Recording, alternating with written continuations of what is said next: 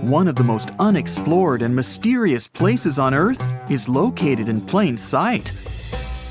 It's one of the most majestic monuments of humankind.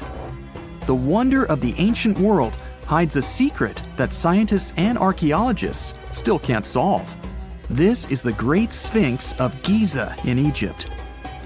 The huge sculpture of a lion with a human head was carved out of rock about 4,500 years ago. Scientists still don't know the exact date of its creation and are also unaware of who built it and what for. There are many assumptions and theories, but none of them has been confirmed. Most people have seen this majestic sculpture either in photographs or in reality, but almost no one knows what's hidden underneath it. The statue of the Sphinx was carved from a single piece of limestone. It was painted. The remains of color pigment on the surface prove this. In the distant past, the Sphinx looked much brighter and more colorful than what we see now. But even after thousands of years, its greatness hasn't diminished. And by the way, Sphinx is not the real name. It was invented by the Greeks about 100 years or more after its creation. Initially, the Egyptians called the statue Hor-em-Akhet. There are many legends and theories saying the Sphinx is there for a reason. It's like a watchdog that guards the tomb of the pharaoh and the secrets of ancient Egypt. These legends become more plausible when archaeologists discovered hidden entrances at the feet of the Sphinx. They believe that these secret passages are the beginning of the tunnels leading to the halls with treasures. You can find a lot of stories on the internet that claim the Sphinx hides the Hall of Records, a repository filled with ancient and secret knowledge. One of the main artifacts of this repository is supposed to be the records of the ancient mythical state of Atlantis. According to legends, the entire library from this city was moved under the Sphinx. The entrance to this library must be located next to the Sphinx's right paw. Many archaeologists tried to find this entrance, but came away empty-handed. Also, there are many images with detailed diagrams of the underground city that consists of a network of tunnels and chambers under the Sphinx. Someone says there are structures as tall as 12-story buildings hiding underground, but there's no evidence of this. Archaeologists, even after millennia, continue to explore the mysterious sculpture. At the same time, many Egyptians don't want to learn more about the Sphinx. They're terrified of awakening something supernatural. In 1998, scientists discovered tunnels leading to empty caves under the Sphinx. They found evidence of earlier excavations there. It's quite possible that someone managed to find the treasures and take them away. Some people believe Egyptians found some kind of artifact under the Sphinx that has the power of unknown advanced technologies. The artifact is so powerful that it can change the course of history. Of course, most theories are just fairy tales of conspiracy fans, but it's a confirmed fact that the Sphinx hides a system of caves and rooms. There are so many rumors surrounding the Sphinx that it's impossible to understand what's true and what's false. In any case, it's difficult and dangerous to study the sculpture because active excavations can destroy it. And then the entrance to the underground rooms can get blocked by rocks and lost forever. Also, further exploration requires a lot of money, and financing is not always easy to find. But the main reason? It's too risky.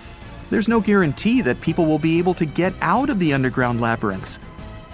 For these reasons, scientists and archaeologists have been exploring this majestic structure for so long.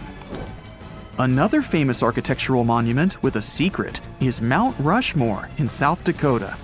Everyone admires the images of the US presidents' faces carved into the rock, but few people know that there's a secret room hidden behind the head of Abraham Lincoln. The architect of Mount Rushmore wanted to carve slabs on the rock with the record of the main stages of the country's history. But his plan was too complicated to carry out. Then he was offered to implement it on a much smaller scale, to build a secret room inside the mountain. The idea was to save this knowledge so that future generations will always remember the history of their country. Unfortunately, the architect didn't have time to finish his work. The construction stopped for several decades. But in the late 90s, the project was resumed. Porcelain enamel panels depicting the history of the US were placed in the room. It's possible that these plates will be stored there forever. But people can't see them, at least for now. The room is inaccessible to tourists as it's too difficult to get inside. Another secret room is located in the Empire State Building. More precisely, it's not even a room, but a place where you can take cool photos. Almost all tourists gather on the observation deck of the 86th floor to enjoy a stunning view of Manhattan. But there's another deck with panoramic windows on the 102nd floor. There are way fewer people there because almost no one knows about that place. Fortunately, access to this deck is open to everyone. You probably won't have to wait in line for a long time to take a photo. You'll feel special because you're in such a secret place where there are almost no people. But the coolest place is even higher, on the 103rd floor. This is a spacious observation deck where celebrities get their photographs taken. It's not a public place, but if you know the right people, you can get there. There are almost no security measures on the site. Only a low ledge between you and an abyss. That's why crowds of people are forbidden from coming here. It's not so easy to get there, and you're unlikely to succeed without a guide. First, you need to choose the right elevator that will take you there.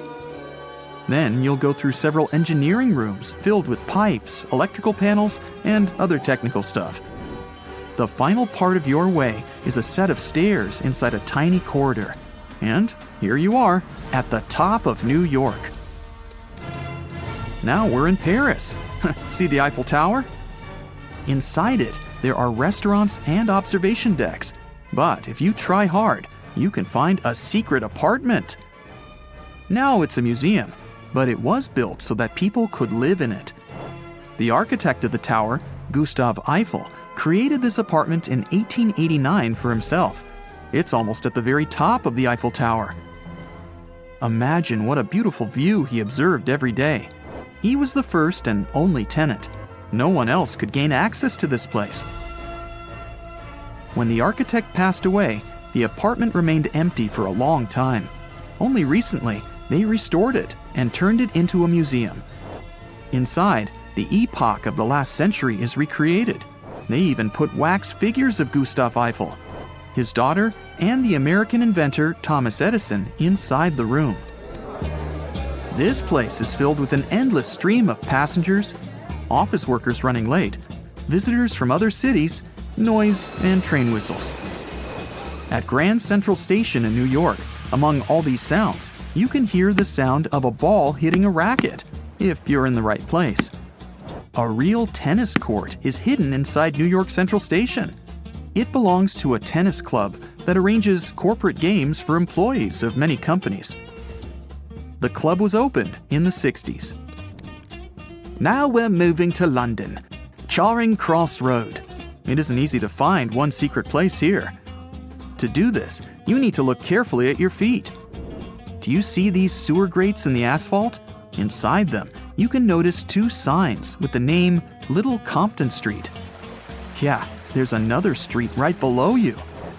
It disappeared from all maps at the end of the 19th century. Charing Cross Road was built over it. The identification signs that you see are part of old engineering tunnels. There's another interesting place in London. It's located in the southeast corner of Trafalgar Square.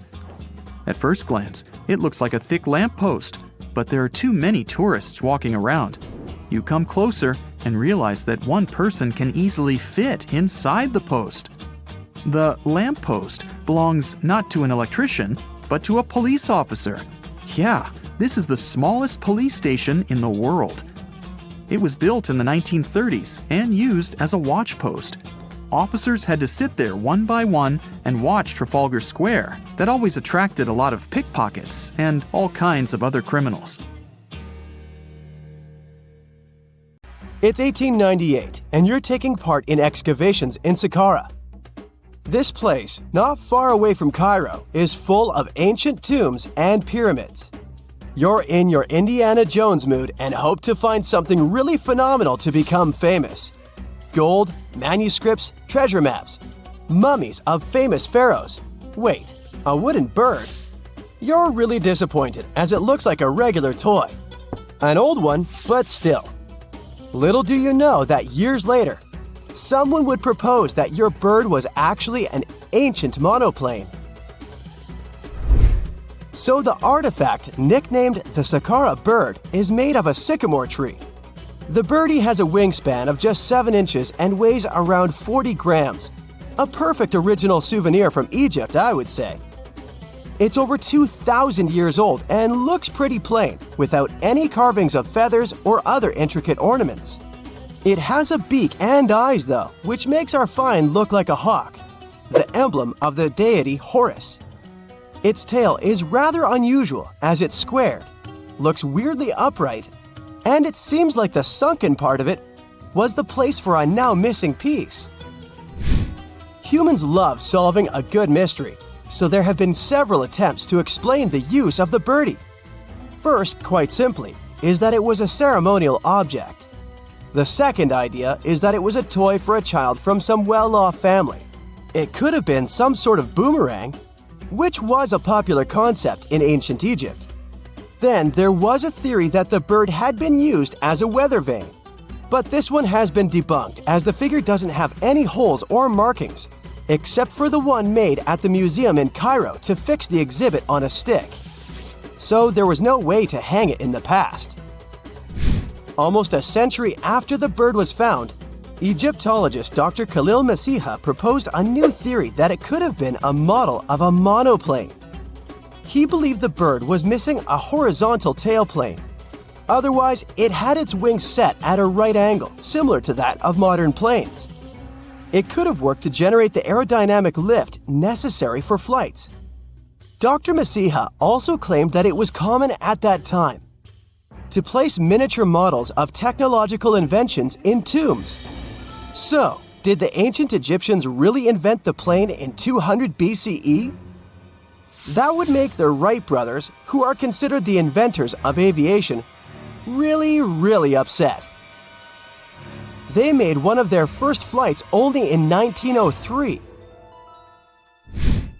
There's just one way to know for sure, and that is to test the model. But you know, the ancient museum in Cairo would unlikely let one of their cherished exhibits fly around like a toy.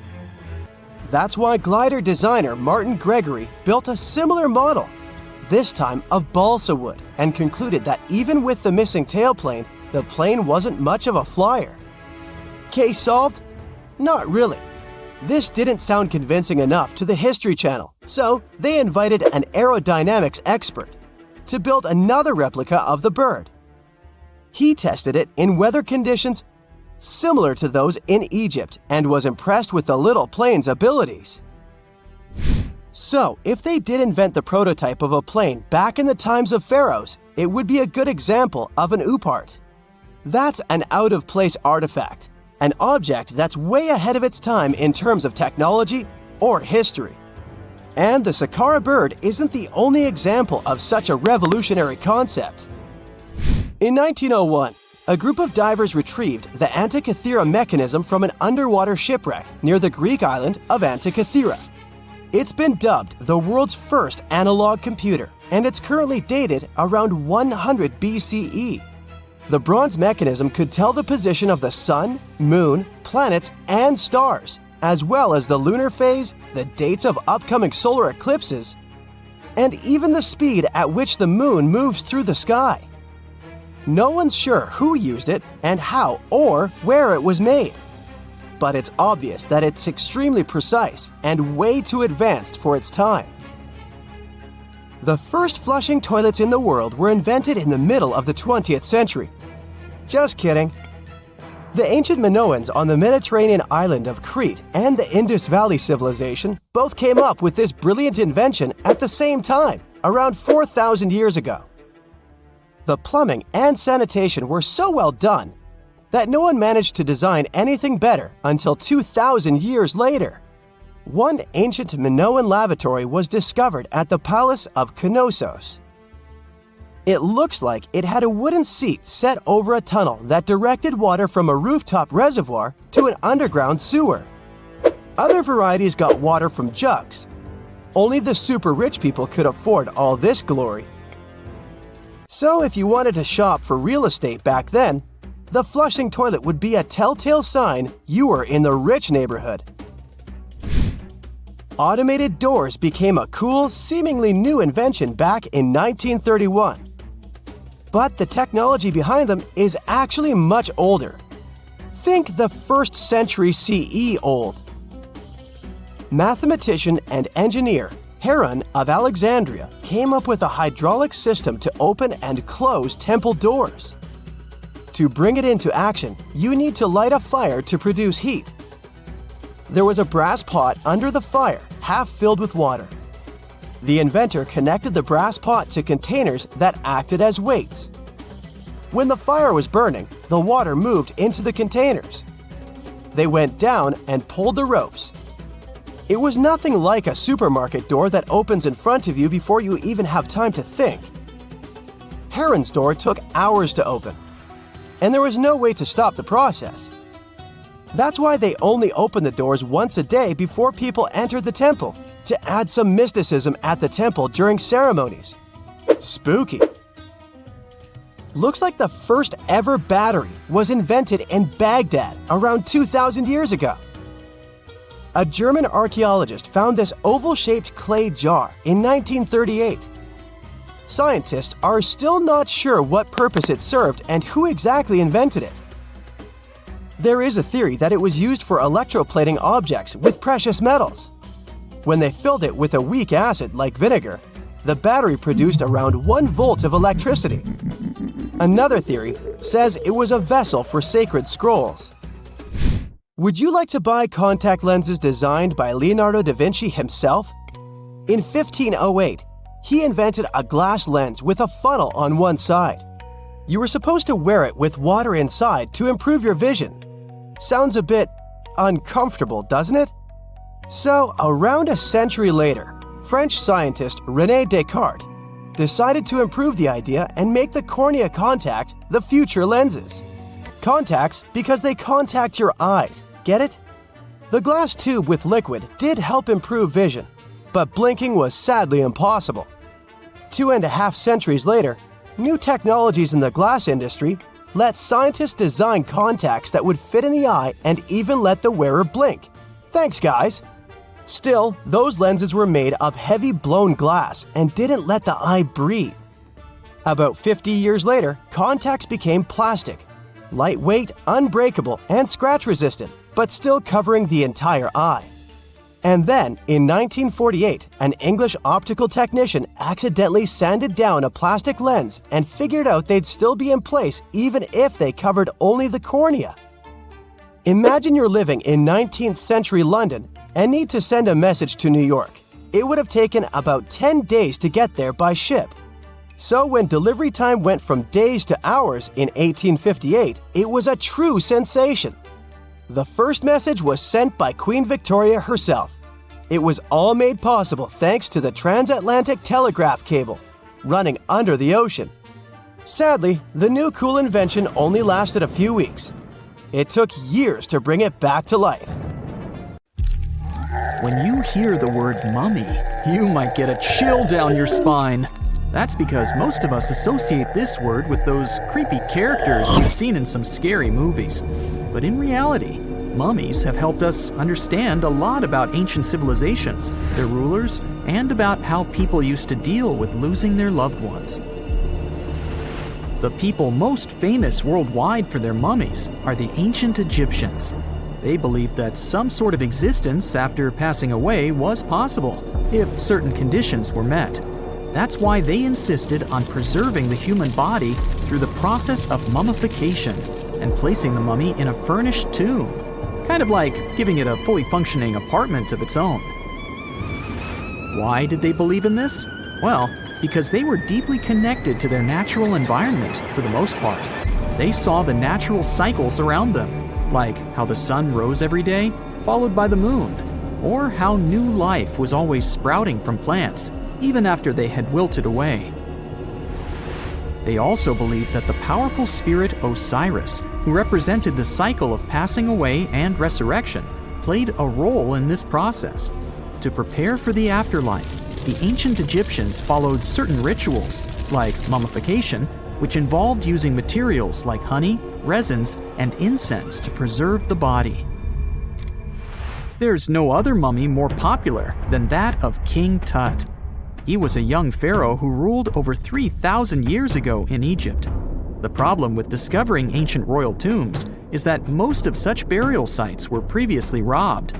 People knew ancient rulers had been left with many valuable belongings, so those locations became vulnerable to thieves.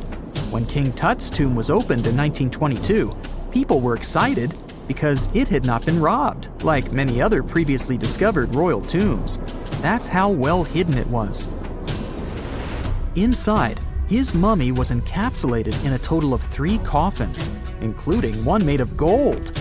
The objects found in his tomb showed us what ancient Egypt was like, and studying his mummy also helped us learn about the culture and practices popular at the time when he passed away. We also learned about his family by looking at his DNA. Scientists were able to discover that he had had a disease called malaria and a problem with his foot that might have made it hard for him to walk. Ramses II was another pharaoh in Egypt who ruled for 68 years, which was quite a lot back in the day. He was known for his expansion campaigns and building projects. Many objects from his time as a ruler still exist today, including a large statue of him. Ramses II was about 6 feet tall and lived to be about 90 years old. After looking at his mummy, scientists concluded that he may have had a medical condition that affected his spine. Now, remember those thieves I mentioned before? They are probably the reason why Ramses II ended up in a plain coffin in a secret collection of royal mummies at Deir al-Bahari, which was rediscovered in 1881. Thankfully, archaeologists were able to identify him because his journeys had been recorded on his wrappings. The process was really tedious too. In fact, in ancient Egypt, the mummification process could take a staggering 70 days to complete. A special person would say a very specific speech while delicately handling the body and drying it out using a type of salt called natron. They also used linen and resin to make the body look more lifelike and to wrap it in cloth. The tomb was equally as important for ancient Egyptians. The walls of King Tut's tomb, for example, were adorned with intricate artwork that depicted his journey to the afterlife, from his burial procession to his passage through the underworld. The ancient Egyptians believed that everyone made this journey after passing away, and they filled their tombs with items and paintings to help the person in their spiritual travels. Additionally, the walls of the tomb were decorated with spells from a special book, which contained a collection of poems that the Egyptians believed would help people reach the afterlife. And speaking of how important this journey was, people also placed food in these ancient tombs. In King Tut's tomb, archaeologists discovered 36 jars of vintage beverages and 8 baskets of fruit, which were believed to be left there to help him in his journey to the afterlife. The Egyptians believed that traveling to the afterlife took a really long time, so they left a lot of supplies, such as food and water, to sustain their loved ones. Pharaohs also generally had numerous luxurious garments and beautiful jewelry in their tombs to ensure that they would have a fashionable journey. These items included various types of linen clothing, such as tunics, scarves, gloves, and headdresses, as well as a lot of gold jewelry with precious stones, like bracelets, buckles, pendants, necklaces, rings, and even precious depictions of insects for protection. Some were also deposited with fans made from ivory and ostrich feathers to keep them cool in the afterlife. Some ancient rulers were even placed in their forever apartments along with boats. For example, Pharaoh Khufu built the Great Pyramid at Giza as his tomb, and a large ship was found inside. King Tut, however, was buried with multiple boat paddles, but no actual boat. Instead, he had 3 chariots and numerous walking sticks made of precious materials, perhaps indicating he'd rather travel to the beyond by land, not by water. Amongst the most interesting objects found near ancient mummies are bottles of oils and perfumes. If rulers were supposed to be fashionable, why not smell nice too, right? Also, some of them had some ancient kinds of board games, most of them made out of precious materials like gold or ivory. One of those games was called Senet. It was very popular amongst the ancient Egyptians and very similar to modern-day chess. The ancient Egyptians may have the most famous mummies out there, but they weren't the first to invent the procedure. In fact, it all started in South America with an ancient civilization named the Chinchorro. As far as we know today, these people were the first to mummify their loved ones that had passed away. They did it somewhere around 2,000 years before the Egyptians started their own rituals. Sure, we can tell a lot about ancient rulers by studying these mummies, but until recently, we had no idea what they really looked like during their lifetime. Not so long ago, though, some very special mummy paintings were found by archaeologists studying ancient Egyptian objects. These mummy portraits are highly detailed paintings of individuals that were made while they were still alive. Such paintings were often painted on wood, as opposed to the classical portraits we all know about, which are painted on canvas. They are known for their realism and beauty, and have even been used by researchers to diagnose diseases by comparing them to the corresponding mummies. Some of these portraits also include depictions of jewelry, which was later found on the mummies. The recent discovery of these mummy portraits in Central Egypt is significant, as it marks the first time in over a century that such paintings have been found. Mummies appeared all around the world naturally, too. Mummification can occur without people intervening because of natural conditions, like extremely cold or hot environments, places with a lack of oxygen, or accidental exposure to chemicals that preserve the body. These conditions don't allow bacteria to grow, resulting in the body remaining more or less intact. Famous Otzi was one of these mummies. We know today he was a man who lived around 5,000 years ago in Europe. But upon his discovery in the Alps in 1991, Austrian authorities initially believed that he was a modern mountaineer because of how well preserved the body was. However, after the Iceman was removed from the glacier, it was determined that he was actually from the Copper Age. We know that the ancient Egyptians were talented enough to build something as grand as the pyramids, but were they also smart enough to measure the speed of light? There's a theory circulating online that says exactly that. If you look at these two numbers, you'll see that they match completely. The first one is the speed of light in a vacuum measured in meters, and the second one is the latitude of the Great Pyramid of Giza. So, was it done on purpose, or is it just a coincidence? Well, happily, we can tell you that it's actually just a coincidence, not another conspiracy thingy. The Great Pyramid is just one of the many places in the world that share the same latitude. And more importantly, even if the ancient Egyptians had somehow measured the speed of light and chosen to keep it a secret from the rest of the world, they wouldn't have used meters to put it down. Meters were only defined at the end of the 18th century. The builders of the pyramids used a different unit of measure called cubits. 1 cubit is equal to 1.5 feet. Cubit was based on the length of the arm from the elbow to the tip of the middle finger, and it became popular in the ancient world. So if they wanted to impress the rest of the world and set the pyramids at a point that matched the speed of light in cubits, they would have to build their iconic constructions somewhere in Europe.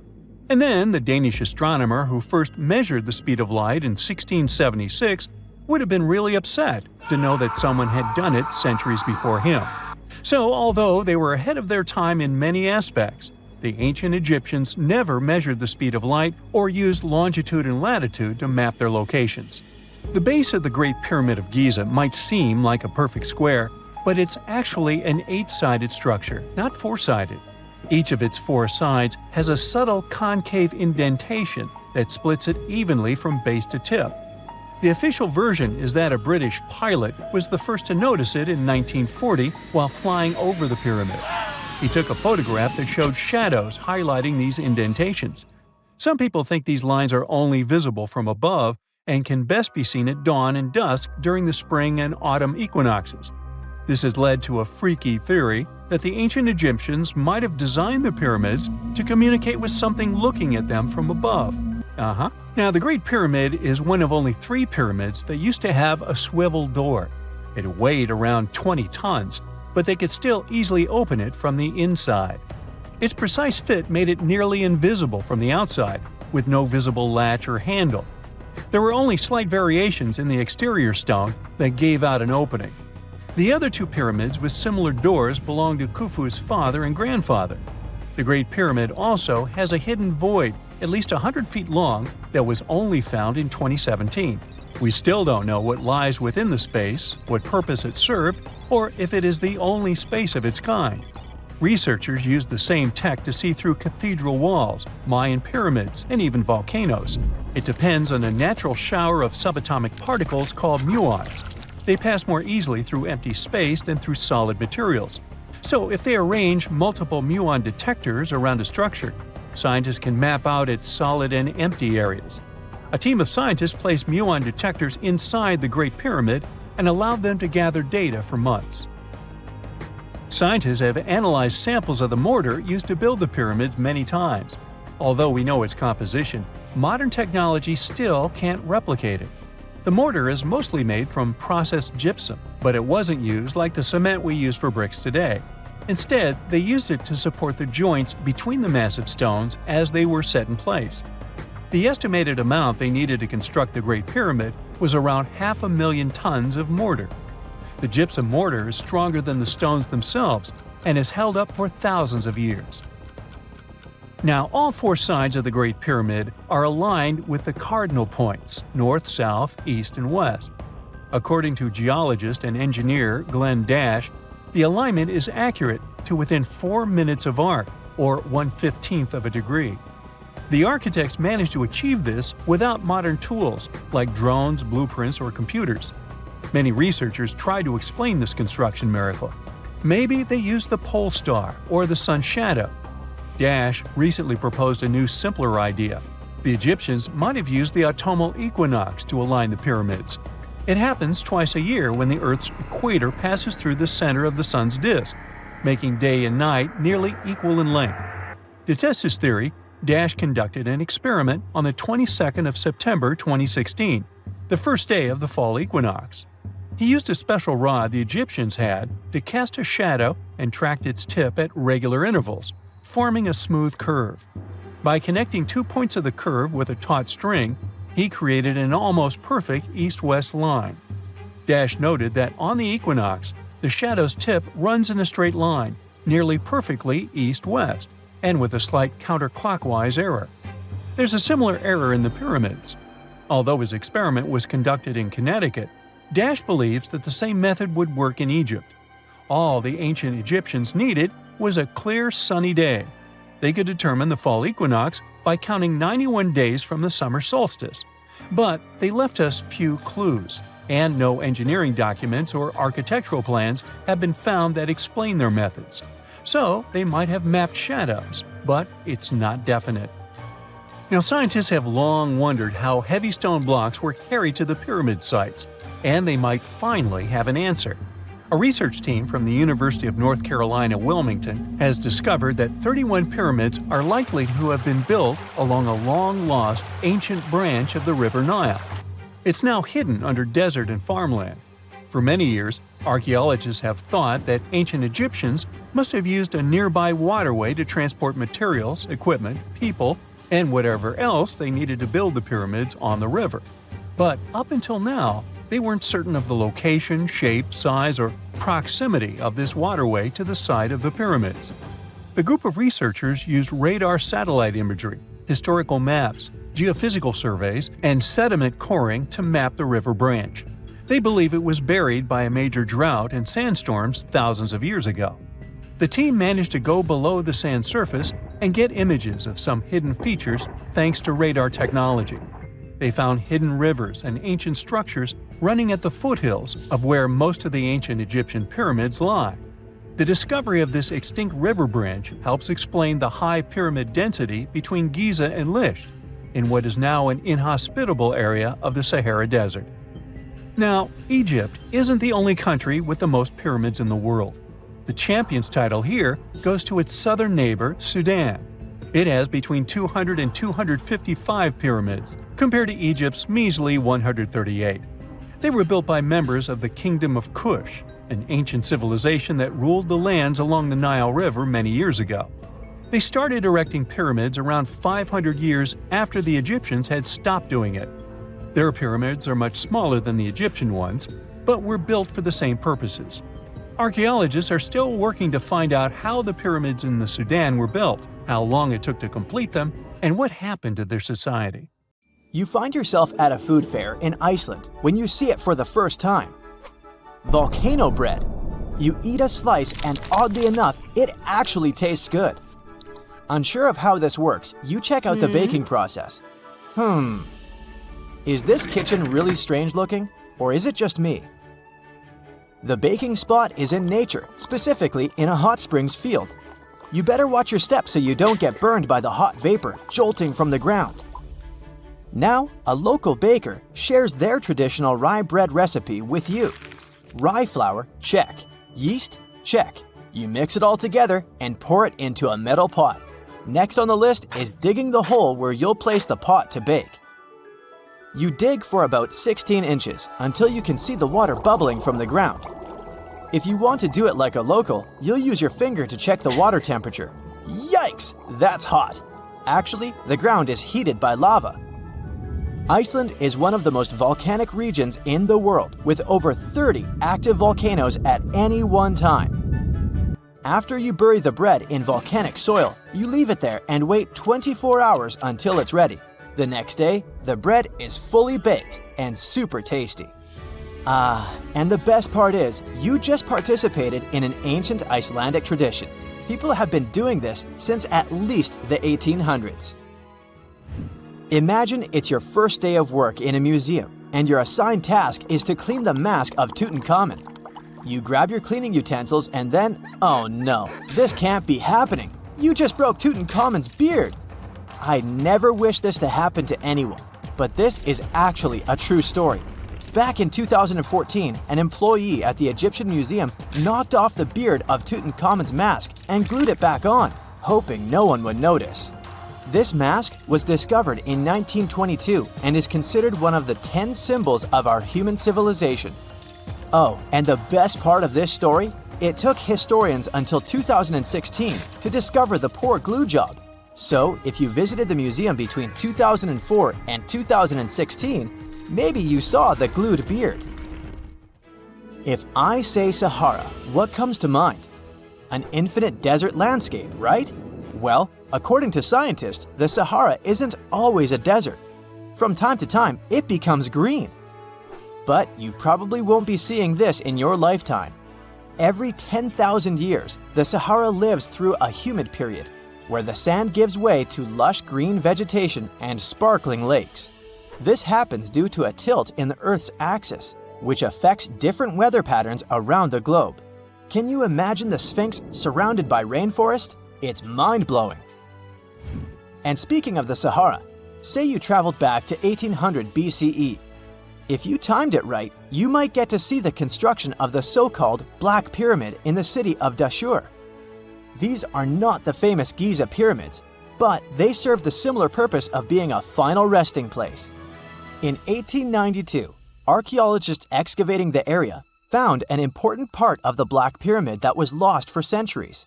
The benben, also called a pyramidion, was the tip of ancient Egyptian pyramids. A benben consists of a solid block, usually made of limestone. Most of them were covered with gold and reflected the first rays of light from the sun every day. Can anyone get me a time machine, please? Remember when you ate something really spicy, your cheeks turned red? Apparently, that can happen to birds too. For example, canaries can change colors after eating peppers. These birds have a special pigment that allows them to switch shades depending on their diet. So, if a yellow canary eats red peppers, it can turn orange or red. Can rocks move on the ground on their own? Well, you might be under that impression if you visit Racetrack Playa in California. The site is a dry lakebed and home to one of the world's strangest phenomena, the so-called sailing stones. Think 100-pound rocks moving around alone, leaving behind trails as long as 1,500 feet. They were discovered in the 1900s, and until recently, no one was lucky enough to be on the site while they were moving. It was only in 2014, after much observation and research, that scientists solved this mystery. The sailing stones appeared because of the perfect balance between wind, ice, and water. When it rains, the water that falls on the ground freezes and forms a coat of ice above the ground. If it's windy, the rocks are easily pushed around, sailing along the lakebed. But hey, if you ever visit Racetrack Playa, don't disturb the rocks. On the western coast of France, you'll find the vacation hotspot known as the island of Ré. It attracts tourists looking for scenic landscapes and beautiful beaches, but that's not all it's famous for. There, an extraordinary phenomenon occurs when two different wave patterns collide with each other, something called a cross sea. It's almost as if the sea were a checkerboard, divided into hundreds of squares. And no, it's not an optical illusion. A cross sea only happens in places where different quality waters meet. For a tourist to see the cross sea in Ré, this probably means that there was a storm in a different sea nearby. This stormy water travels with the help of currents and meets the water of Ré, creating these oddly shaped riptides. Oh, and apart from this island and Israel, there's nowhere else in the world where you could see such a thing. The following sight will either give you goosebumps or make you marvel at its weirdness. I'd say it depends on the time of day you visit. Next to the small town of Gryfina in Poland, you'll find a very unusual sight, a pine tree forest where each tree is bent at its base. If you visit during the daytime, I guess you'll be fascinated by these trees' sharp 90-degree curves. You can even use their trunks as a stool if you decide to have a picnic, for example. But visiting the site at night will most likely give you chills. A thin layer of fog hovers around, making the forest seem quite unwelcoming. Scientists still can't explain why the trees are the way they are.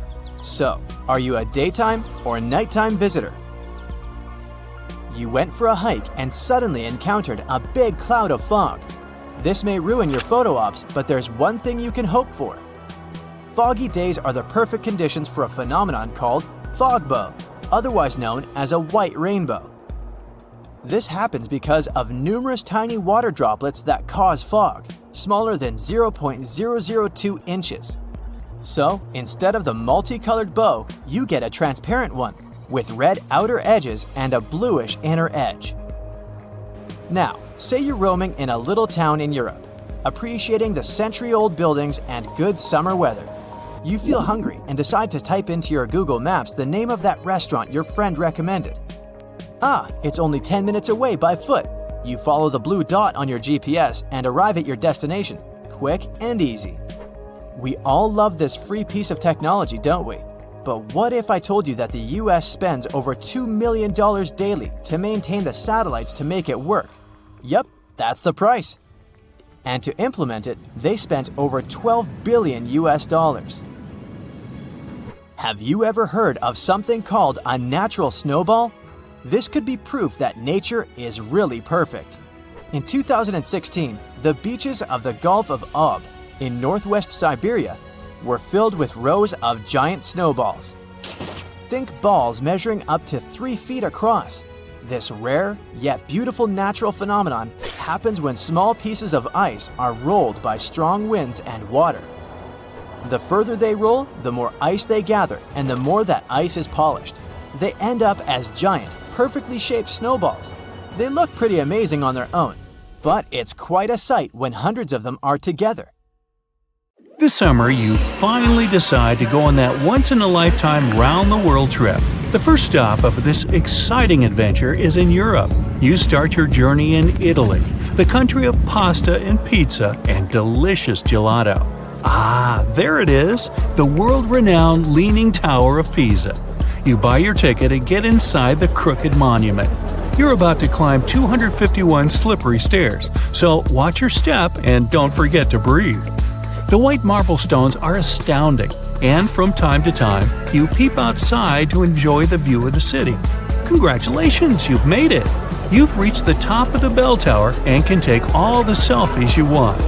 The Leaning Tower of Pisa is one of Italy's most iconic landmarks. During your hike up the stairs, a guide tells you it's actually a medieval monument. It was built between the 12th and 14th centuries, taking over 200 years to finish. And in case you're wondering if it's always been tilted, I can say without a doubt, yes it has. Once they finished the third floor, the bell tower started sinking. The thing is, the very name Pisa comes from the Greek word that means marshy land. The ground there is extremely soft, made of clay, mud, and sand. And architects have been trying to save the day ever since they built the tower. At the top of the 185-foot-tall monument, you take your time admiring the city. How many terracotta rooftops can you count? If you walk toward the south side of the monument, you may feel closer to the ground. This is because the Leaning Tower of Pisa tilts toward the south. At one point, it leaned almost 5.5 degrees and still didn't fall. Today, when you visit the monument, the guide might tell you the tower is leaning less. A few years ago, the world's best architects and engineers did some construction works next to the monument to keep it from falling over. They dug several tunnels and took out over 38 cubic meters of soil from under the north side of the tower. So now the tower is tilting at an angle of only 4 degrees. So if you want to take one of those classic photos where you're holding up the tower, you better hurry. Who knows how long the tower will still be leaning? Now it's time for you to make your way to Rome. This city is basically an open-air museum, and you have to check it out for yourself. It's scalding hot, but you're lucky. Today, you're visiting the baths of Caracalla. Are you ready for an authentic ancient Roman experience? You enter through what once was a locker room. You'll have to use your imagination. Today, you'll only see 130-foot-tall brick walls here. Romans of every class would spend an hour or two in the baths every day. They would come after a long day at work or before dinner. Imperial bath complexes, such as this one, were usually free, but you had to pay an admission fee. Leaving the locker room, visitors would stop in a heated room where they would receive oil and scrub massage. Then, some people would move on to one of 2 exercise yards. Can you see how ample they were? Here, there were elaborate marble porticos, and you can still see a few fragments of the mosaic-colored floor. If you were in the mood for something more intellectual, you could stop to listen to a philosopher or visit one of the libraries. Now we've arrived at the most impressive room, a caldarium. It was a circular hot-steamed room measuring 115 feet in diameter. It had not 1 or 2, but 7 heated pools inside. Above your head, you'd have seen a magnificent dome supported by large granite columns. The entire structure was richly decorated with multicolored glass mosaics and the finest white marble. The complex also housed an indoor Olympic-sized pool with waist-deep water. Today, you can only admire a few reddish walls made of brick and concrete. Emperor Caracalla, like many other Roman emperors, built a mega-complex, and it sure made people happy. After a long international flight, you arrive in Egypt. Get ready for some camel rides and juicy dried fruits. Does anyone here love dates? You leave your hotel at dawn and make your way to the outskirts of Cairo. You drive past the Nile River toward the West Bank. Don't forget to take some pictures. In the distance, you spot a large monument. It's the Great Sphinx of Giza. Can you believe people created this monument over 4,500 years ago? Once you get closer, you see the Great Pyramids just north of the Sphinx. You learn that, unlike the pyramids, the Sphinx was carved directly from the bedrock of the Giza Plateau. Until today, it's one of the largest statues in the world, measuring 66 feet in height and 240 feet in length from paws to tail. The face of the Sphinx looks a tad beaten today, but according to archaeologists, it wasn't always like that. A Photoshop reconstruction of the Sphinx gives it a very different look. As you can see, at one point, the Sphinx's nose was chopped off together with parts of the chin. Scientists believe that the statue is a representation of the great pharaoh Khafra. This is why its face resembles a human so much. Just below the eyes, a dark carved line was added to represent the charcoal eyeliner ancient Egyptians used to wear. Fun fact, this wasn't only a beauty habit, it protected their eyes from ultraviolet rays. In a desert region that gets so much sunlight, this might come in handy. Until today, researchers debate whether or not the Sphinx had a beard. Many believe that if it was meant to depict a pharaoh, it most likely had a braided beard that got destroyed by erosion or humans. Even today, you can still see the remains of a regal headdress on the head of the Sphinx. These head ornaments were associated with power and royalty. Now imagine that the stripes are blue and gold. This is probably what it looked like when the monument was first constructed. There's no evidence of how long it took to build the Sphinx, but it was likely very long, as the carved details are pretty impressive. If you're lucky, your guide might take you to one of the secret chambers inside the statue. If they're real and not just a myth, I mean. The crystalline waters of Greece. Whether you arrive by boat or plane, you're in for a real treat. This is the focal point of archaeological sites. You arrive at Mandrake Marina and Port, but wait a minute, you don't see any monuments around. The Colossus of Rhodes is nowhere to be found at first glance.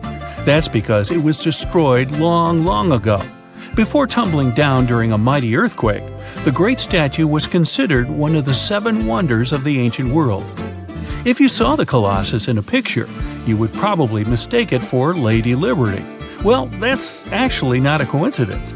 Apparently, there's a connection between the Statue of Rhodes and the Statue of Liberty. They were both built as symbols of freedom, and Lady Liberty is often referred to as the modern Colossus. The Colossus stood at 100 feet tall, but today all you see is a concrete jetty with a huge gap in the middle. Now imagine a bronze statue straddling both ends of the bridge. The Colossus was built back in the 3rd century BCE, and 900 camels took part in the construction. The statue existed for approximately 54 years before it was ruined by a powerful earthquake. It hit the city so hard that all that was left of the statue was one very large foot. Even so, people kept visiting the monument. Are you ready to head home? Thanks for joining me on this journey, and don't forget to tell me what your favorite site was. See you next time! We have only explored 5% of the ocean so far. Even this info alone should be enough to make people scared of getting lost in the ocean. On the other part of the spectrum, there are deserts. You need to be in survival mode there too. Shockingly, more people lose their lives from drowning than dehydration in the desert. But what's worse? Being trapped at sea without food? Or getting lost in a desert? Being lost at sea is tougher for a bunch of reasons. There's no hiding from the sun during the day, freezing temperatures at night, and gusty winds most of the time. You're at the mercy of the sea, and depending on where you are, you might be dealing with massive 40-foot-tall ocean swells. In places like the North Atlantic, staying afloat in the water is a struggle that lasts less than a minute. In wild seas, controlling your ride is a challenge. Capsizing or drifting in a random direction are real risks. The odds of a passing ship spotting and rescuing you are pretty slim unless you're floating in the area where a busy shipping route lies. You might think you can catch some fish, but the ocean might be 3 to 5 miles deep in many places, and marine inhabitants are likely to swim way below the surface. Catching them will require special gear, and even if you manage to catch something, you will still have no equipment to cook it. Surviving over a year adrift at sea might sound wild, but experts say it's doable with a bit of luck. One fisherman is living proof of this theory. He was rescued after more than a year of being lost at sea. Jose Alvarenga claimed he had set sail from Mexico in 2012, got carried off, and somehow ended up 5,000 miles away at the Marshall Islands. When he was found, his face was covered with a bushy beard. He had survived by catching fish, birds, and turtles with his bare hands. In tropical waters, having fresh water, staying afloat on a boat or raft, and having shelter from the sun, some food, and a signaling device are crucial. Having a 24-foot-long boat and a tarp played a big role in Alvarenga's survival. Generally, 5 to 6 weeks without food is the human limit. Catching birds and fish by hand is tricky, but if done cleverly, it might work out. Smaller turtles can be captured and tossed into the boat, providing fresh meat and preventing scurvy. In open waters, most turtles, birds, and fish are safe to eat raw. Marine toxins in fish are relatively uncommon. It's not that risky. Water is vital too. Rain, bird, and turtle blood, as well as their meat, which is high in water content, might help.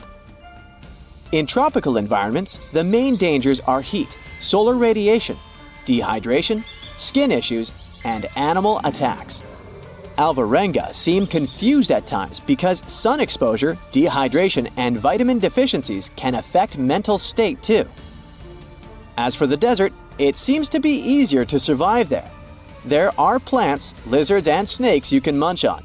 You can stay in the shade during the scorching day and move around when it's cooler in the evening and morning. We tend to think of the desert as a hot, dry expanse of land, but it can get cold at night. So get ready to build a fire.